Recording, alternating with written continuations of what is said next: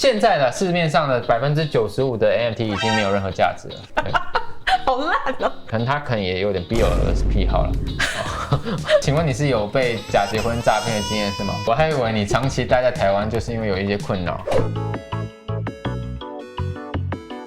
这个滚石杂志指出，现在的市面上的95%的 NFT 已经没有任何价值了，跌烂了。哇，对，好打开，好可怕的一个标题。对，默默打开我的那个 MetaMask OpenSea，全部可是我现在看归零，有那么夸张吗？没有，还是有一些 NFT 还是有价值，比如说元素骑士 NFT， 对，还是有，我觉得有实质应用的东西都会比较有价值。对，但真的很多都归零，就变成真的变 JPG 啦。其实我们也需要反驳一下啦。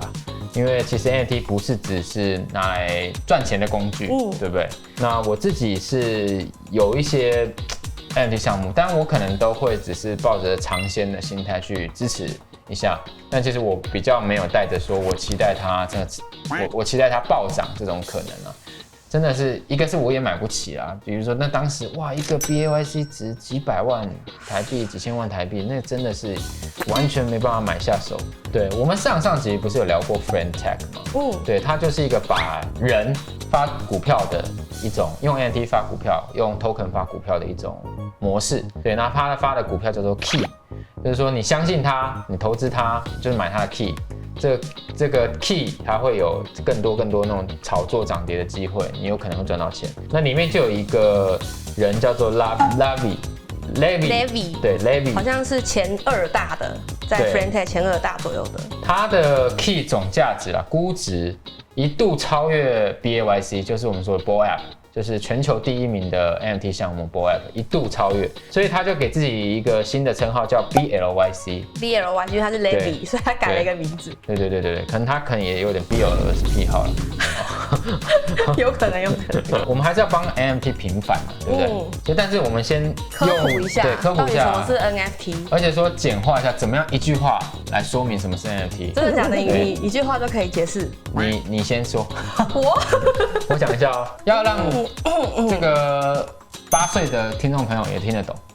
对，一张有价值的图片，好烂哦。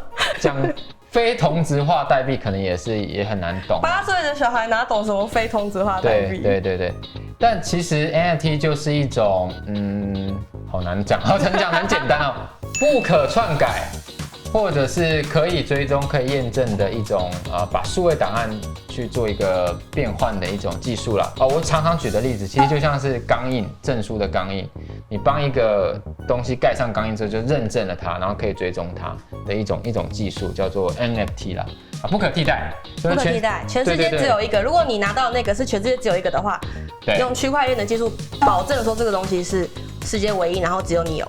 比如说我们最擅长的游戏，游戏是 NFT 最适合的场景了。对，因为当初其实就有那个859亿虚保的交易，对，没错。那现在变成区块链的话，就可以直接上链，然后去做交易的动作。其实证书也很适合成为 NFT， 因为它就是一个证明，一个凭证嘛。所以证书很多的学校有在，像是美国学校有在尝试把他们的毕业证书变成 NFT。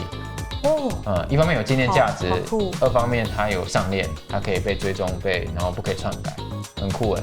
所以这个有点像说你就算没毕业，你会被人家知道，全球一上链大家都知道你没毕业，好尴尬，有点尴尬。对，但是结婚证书其实也可以用这种方式，因为现在不是有很多就是诈骗，就是说我是单身，但其实他可能在很多国家都结婚。你说假结婚很多？假结婚，所以就先查说，这个人链上有结婚的记录那这个人在骗我。好像可以耶，这个应用怎么没有人想过？这个，请问你是有被假结婚诈骗的经验是吗？是没有啦，就是想说周边好像蛮多人遇到这种诈骗的情形。如此，我还以为你长期待在台湾就是因为有一些困扰。没有。